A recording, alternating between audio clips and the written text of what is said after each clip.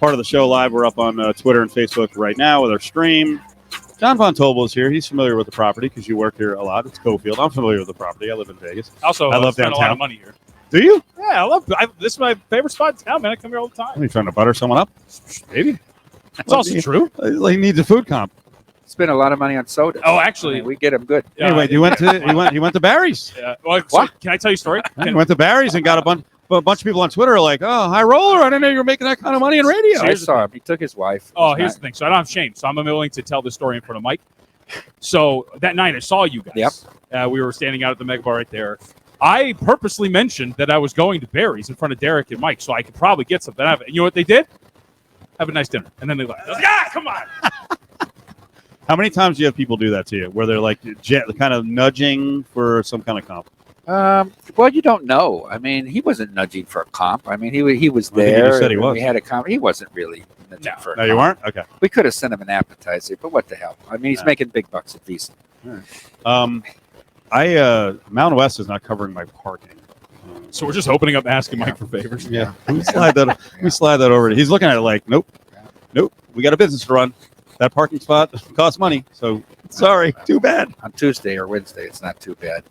All right. We'll figure something out. So Mike Palm is here.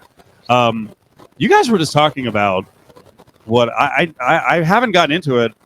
I haven't seen a lot of the commercials. Now that I know Circa's part of it, the staff on Cofield and Company is like gaga over slam ball. And you guys are tied into it. Right? What happened? Yeah, we are.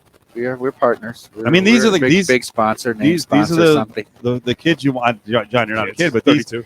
These are the guys you want. That demo and slap, and we do it all. But I love slap. Oh, this slam ball, Derek gets to go and do be on ESPN2 or whatever. That's the big thing with ESPN2. Yep. Obviously, that's been covered on ESPN2, so there's a lot of exposure for your brand. I think for 2 of the 10 games or whatever it is their schedule, he gets to go there and be there and on air with the announcers and do a 3-minute commercial or whatever. So there's a ton of exposure. I probably won't make it just like I didn't make it with the crew that went to the slap fight or whatever it was there. But that sponsorship was terrific because it gets us to be able to show UFC at Stadium Swim for the next 14 fights. So is that right? That's huge. Yeah. The partnership with Dana White there. So the one we did a couple weeks ago had 2,300 people out there for that. So has Derek or anybody from Circa gotten to slam a ball? Is that part of the agreement? Yeah, not yet. Not yet. And I'm not sure if it will be Derek. Well, I don't know. Who knows what ends up? All the fine details of the contract. I'll give you this pitch for free. Okay. Let's say somebody's running down the court and says, "Derek, what's the guarantee?" And then slams the ball. Come on. Yeah. That's next year. That would be pretty good. Yeah. That's not a bad idea at all. There you go. It's an ideas guy. He's an ideas guy. Okay. I know a lot of the personalities on VSiN. Love them. Good network. With Power Slap, is there someone on VSiN you'd like to give a power slap to? Not on air. Nobody on air. Ooh, that's a good one. Okay. So there's someone. There is someone. We were going to air. We're just nobody on air. If you want to slap someone, we'll set it up, right? They got to take it. Yeah. Too bad. All right. So what is this for you guys having the Mountain West Conference here with their media days? It's unbelievably huge, and we got it through a connection with the Las Vegas Bowl. The commissioner sent some of her staff here to do a site visit, and they had several, and we landed. I couldn't believe we landed it. But talking to everybody that works with the different schools in the conference, they're really thrilled with it. Compared to when we were in Phoenix in the convention center, this is so much nicer. Obviously, it's not as big, but with the ballroom space and this pre-function area, which they've really used as a home, it feels really natural. And the markets that we reach, from Hawaii to Northern California, where we're pushing because of our relationship with Sparks and UNR. Boise's been a great market for us and their fan base, and into Colorado, where we're already at, and Mexico. So it's just a perfect meshing with our brand. Now, it was bad enough that I already did the valet ask. Okay. I will do this on the air because I would love to hook something up. We're on in Reno for an hour every day. Actually, we're on right now. So make sure we'll talk about the property in Sparks. I would love to do shows up there and be at your property because Cofield and Company, we do a ton of remotes. So I'm not asking for an answer now, but some plant a seed there. How is it going in Sparks? Because that was the first new casino in 25 plus years up there, right? Legends Bay. It's a beautiful little casino. We were up there for opening night.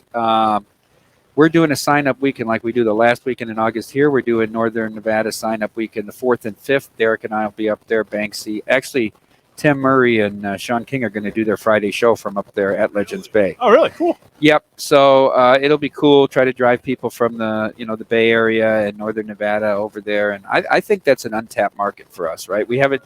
It opened like 6 days before the NFL season started last year, so it was hard for us. Couldn't generate a lot of signups for the contest, but I think we really need to target that market. So many people, drivable range up there. I think you're right. I know, Cal Neva for a while did really good business up there. So you guys should be able to kick booty and get into that market.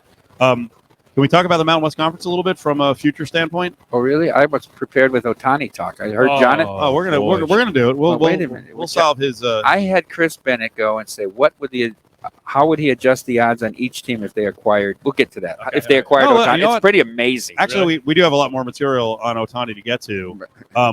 Before we do that, He's not going anywhere. well, he's not going anywhere. it was. He's not going. So anywhere. let's play along, right? Let's say he does get traded. One of our gambling guests yesterday was talking about the fact that what would you guys do with the AL MVP market if Otani went to the NL with 100 games under his belt? Would you keep booking? You pull it off? Like, I think it would be a fascinating thing to keep booking with the possibility that a guy could win an MVP in a league in 100 games because he might. That's my argument why he won't get traded, because I don't think Artie Moreno could sit across the table from him and tell him, I'm taking away your MVP. I really believe that. I believe Really? Artie Moreno will not have that conversation with that kid. He will not do it to him, and he's not going to the American League. So if they do trade him, which they should trade him, but he's This is great. I do believe that. I agree with you. I really believe that, but I don't believe Artie Moreno can have that So conversation. that should with make that you kid. irate. Well, no. So here's the thing. I've always been in the same mindset. I think they should, and I think they won't, and I think it's along those lines. And I actually think you're giving Artie Moreno a lot of credit. I don't think he wants to do it to like hurt Otani. Yeah. I think he's a stubborn guy. He's a guy who put the team up for sale, and a lot of people celebrated, and he was like, you know what? No, and he took it off the market. Like, I think that's what Artie Moreno has shown himself to be. But I think overall, like what you're hitting at here, and they're also, let's be realistic, and I am an Angels fan. They're only 4.5 games out. They win a big series against the Yankees. They've got 6 games, Pirates, Tigers coming up. It's a scenario they can find themselves in only 2.5 games out and maybe doing something. They might be playing a meaningful game in September for the first time in a generation. It's possible. It's a long It's time. actually possible. But I don't think he's going anywhere. So what would be some of the odds if he did move? What were some of the big changes? It's interesting. Every team cut their odds at least in half, except the Braves, who he took from 360 to 240. Yep. Padres 75-1 to 18-1. Get out of here. Really? I had him work on this for 3 days. I said, 7.5 games out. Yeah. That's crazy. Yeah, and I think there's no shot with the Padres. But anyhow, Astros from 12-1 to 5-1. Dodgers from 7-1 to 7-2. Giants from 20-1 to 9-1. He's not going to Texas, but Rangers 8-1 to 4-1. Yankees 30-1 to 10-1. Mets 100-1 to 22-1. It's very, very pretty impressive, isn't it? What one guy could do to the whole market. Why don't you bet like 4 of these on speculation? Because I don't think he's going anywhere. I am dead set that he's not going anywhere. He should. Again, I will emphasize that. He Absolutely has to go, but Right. he won't. should. But they're not going No, to. he won't. Being a fan of that team must be. Why do you do it? Oh, what are you talking? I'm still raging over the Sunday Night Baseball loss, especially after the way they've played the last 2 nights. It's incredible watching this happen. And I think you're actually, honestly, you're at a point now with this team where realistically you could talk yourself into, no, you don't trade Otani at the deadline. You call anybody and see if they'll take Mike Trout at the deadline and see if they can ship him off and get something. And then say, look, we'll build around you. Like, look at all the things we got for Mike. Not this Mike Trout. We're pretty close with the executives with the Padres. And last August, we went down to a Twins-Padres game, and they were talking about having their marketing staff do a deep study into what does he mean to ticket and merchandising sales to come. This is about money. I mean, this is a huge. Of course, you have to have. I think he's going to go, if he went somewhere, it would be with a strong Asian community. That's why I say I don't think it's Texas teams, but what he does outside of baseball is pretty impressive too. Are you guys looking at this when we're talking trades? Because we got into this last week about rent a player. Are you thinking he's getting traded somewhere and that's where he's going to stay? Is that your reason for, hey, the Rangers, he's not going to be with Texas because he's not a renter player? Right. That's my thought behind it. That my whole thing too has been, I think people keep talking about the baseball aspect of it, right? Like the Mets giving him money or whatever. He's going to get that money wherever he goes. I don't think like the collective we are making enough about the lifestyle. The strong Asian community, like you said, you made the comment he's not going anywhere. Yep. Yeah, because he's not leaving Los Angeles. Mm-hmm. Because staying in LA, having the lifestyle built up, and just being like, hey, different uniform and actually win games this time. Like I think that's a pretty strong draw. I think weather's a factor for him. He's not going to go to a cold weather team, why I think he doesn't want to go to New York, right? Yankee Stadium has been his house of horrors, right? I mean, he's his worst starts, and he just hasn't been well there. But San Diego makes sense. San Francisco makes sense. Seattle's shown they've spent money. I don't think they're going to trade him to those teams, but those are all like landing spots that would make sense for him. Mike Palm's with us. Cofield and Company. Of course, he's down here at Circa. So, the contest. Let's talk about it. Let's get people stirred up about your contest. We'll be fine for Survivor. We'll have trouble to get there in the millions. I mean, normally at this time, Survivor's pacing like 5 or 10% ahead of the millions. It's almost doubled it right now. I said that it would get to 10,000 entries by next year. It might get there this year. I mean, people love this Survivor contest because it seems so simple. Right? And then when they get knocked out, it's always a bad beat because you've picked a team that's supposed to win. That's Correct. The beauty of it. I took a bad beat. I'm going to win it next year. I wouldn't have this horrible beat. And I've talked to some of the proxies, and they said it's amazing. Guys that got 2 or 3 entries this year get 6 or 7 Oh, wow. Survivors. So, it's two very different contests, $1,000 buy-ins, but one, you pick a winner every week. Just a win, one winner can't repeat a team. And the other one is the 5 games against the point spread, but a lot of ways to win. If you get hot for 4 or 5 weeks and win a quarter, you win almost $200,000 too. So for me, it's hard to come up with 5 picks in a week. Yes. That's just my own mentality. I get to like the 3rd pick and I'm good, right? Come up with 5. I think that's why people do partnerships. Like Parles and Wes Reynolds, who would spend 12 hours on the phone trying to come up with their 5 picks every 2 week. of those were about football. Right, yeah.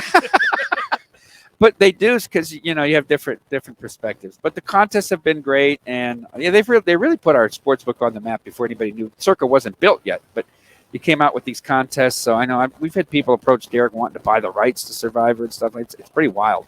Real quick, for anybody who might be a little familiar with it, rule changes for this year and why they are positive for the contest. Yeah, so we upped the number of entries is basically is the key thing. We went from 3 in the millions to 5, and we went from 6 in the Survivor to 10, which I told Derek, you've got to do that, because why make people bring their neighbors and their mailman and all this to get the number of entries they want? Some guys want 80 entries. They want 60 entries. So those are the key things. The schedule worked out so we could make Christmas still on its own, and so we still have the 20 weeks. No guarantee, no bonus for perfect this year, but we upped to 2 million. So I mean, you could have said 7 with a bonus, but it's better just to have 8 as a baseline. We got 30 seconds left. Mountain West. You want to talk about the Mountain West? No, I actually I wanted to give you a chance to pimp what a big deal it is with your sportsbook, with those screens, to have UFC available to people. Oh yeah. That is a big deal. It's awesome. I mean, when Dana White, we actually had Dana White come in, and Dana White said, if you can't be at UFC, there's no place else in the world you should watch it than here. I mean, with his brand, it's pretty awesome. Whether it's in the book or it's at Stadium Swim, they're unforgettable, experiences, and that's what people sell now. They don't sell products; they sell experiences. Good to go? Yeah, I mean, I have a lot of questions, but we don't have the time. So. We can. I mean, if Mike wants to stay around, we can carry it over. Yeah, we can do one more segment. You got the time? Sure. All right. Mike Palm's going to stick with us. We'll get into more business and book news at Circa here. So I never like to ask. There are people that I work with that'll have no shame in asking. Oh, it's awful. It really is. Yeah. it's awful. They piss me off more than anybody. It's the people that work with us that think that, well, we should give them everything at cost or free or this and that. We're running a business here still. Mike, I'll be honest with you, that when I come out to do shenanigans out here, I won't use my fob. I won't even. I'll pay for the parking because you know what? I'm here. I'm not here on business. I'm here on pleasure. One of our producers got married during the course of the last few years, and she said, "Can you get me reservations at Andiamo?" This is before. Oh yeah. Right. And so I set it up with Ken Carter, and I said, "Bring in a bottle of champagne over to the table." But he said she was shocked when I brought the bill. I mean, she just assumed that it was going to be comped. Why would I have ever comped her whole meal? But here's the thing. So here's people getting outed. People getting outed. I know who it is, but I knew a lot of the people he was speaking of are. But I'll say this, which is kind of, I guess, disappointing about that interaction is, even if you expected it, when it comes out, you shouldn't show the disappointment, right? You know what I mean? Like that's the, that's it. That's all. Look, you know me. I'm kind of like the Adam Hill. Like Adam Hill does this, like the martyr thing. I will never. I've been told, like, why can't you ask? Like, just go get. I'm like, no, like, I don't want to ask. If it's offered, I'll take it, but I'll never want to ask for these things. Never. Jonathan's still upset. We took Jacob Roach to Game 7 of the Wild. Well, you know what? So here's the thing. It's one of our producers. What's this It story? was one of our old producers. Oh, It's yeah? just like you went to a. It wasn't even that. There's sometimes where I'm like, how do these connections get made? I'm like, I feel like I've known Derek and Mike for a while. I'm like, and then I see this picture. He's on the glass pounding. But And I'm he like, was what he was happened? producing my show at the That's- yeah, mall at that's the a good time. That point. was the connection. Right, yeah. I so wanted Mike to be like, you know what he asked?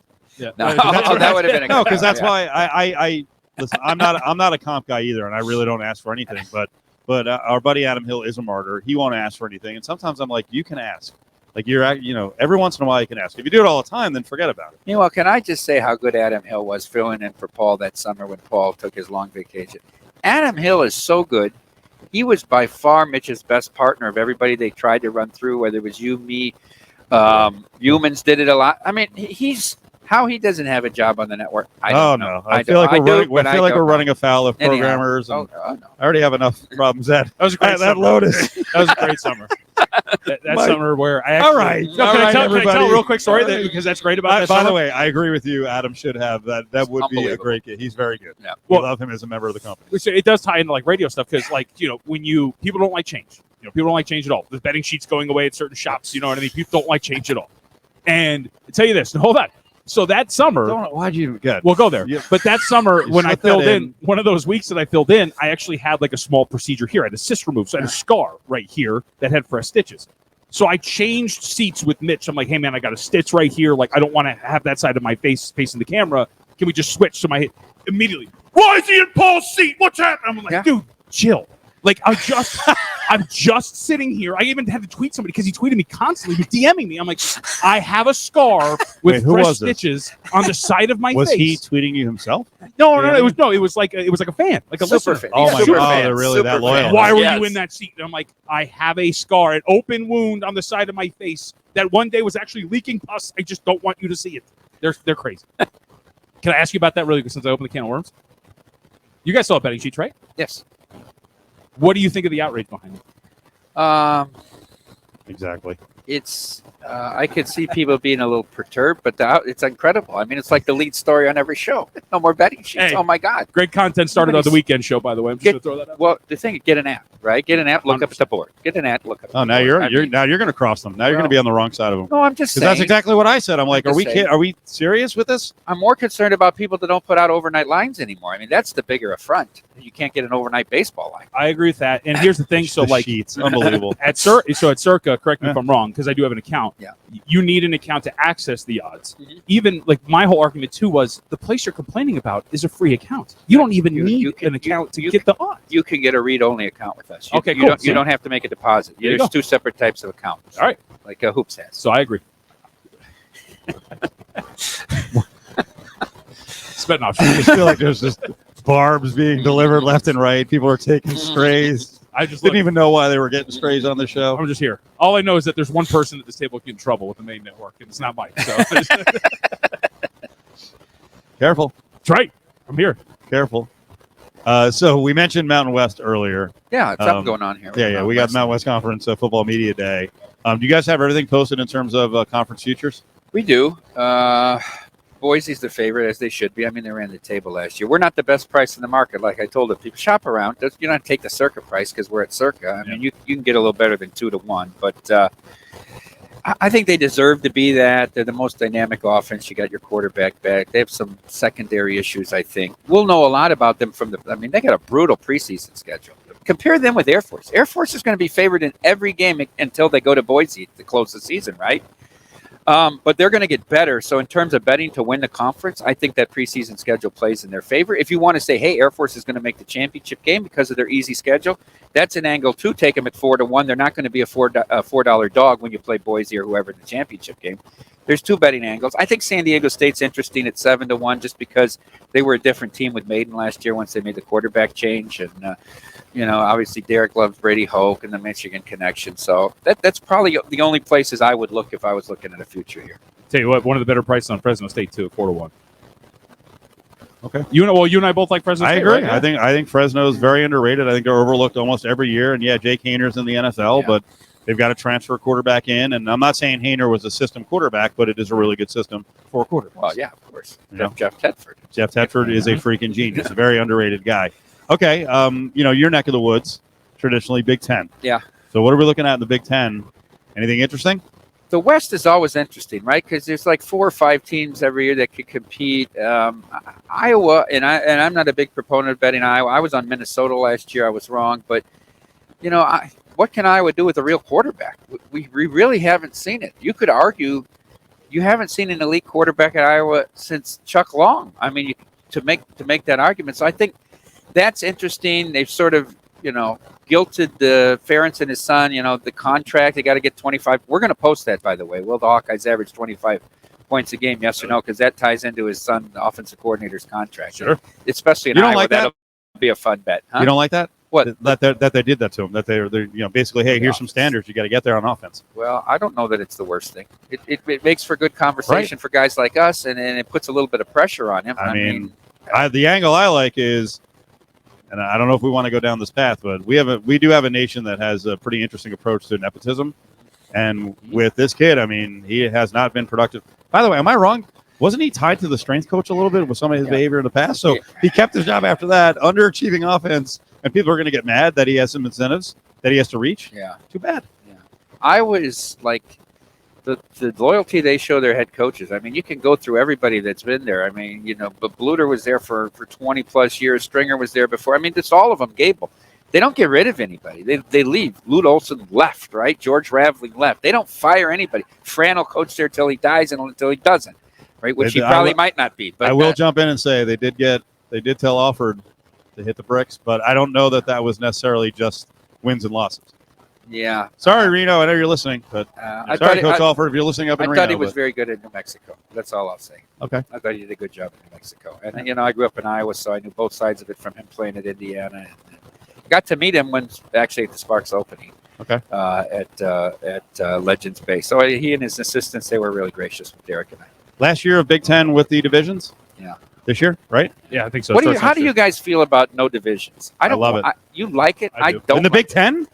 No, I'm just talking in general. Like, and I think the American Conference soured me on it because, like, the last game of the year is always a replay of their conference champion. I always think it's, like, anticlimactic, right? I guess it could hurt that. That's the only. But come on, Mike. In the Big Ten, it's so lopsided. But it makes it interesting in the West because one of those teams is going to get to a title game. So it's always talk about take the plus price and then try to middle the title. You want to tell them why I'm not objective on this one? Rutgers? Yeah.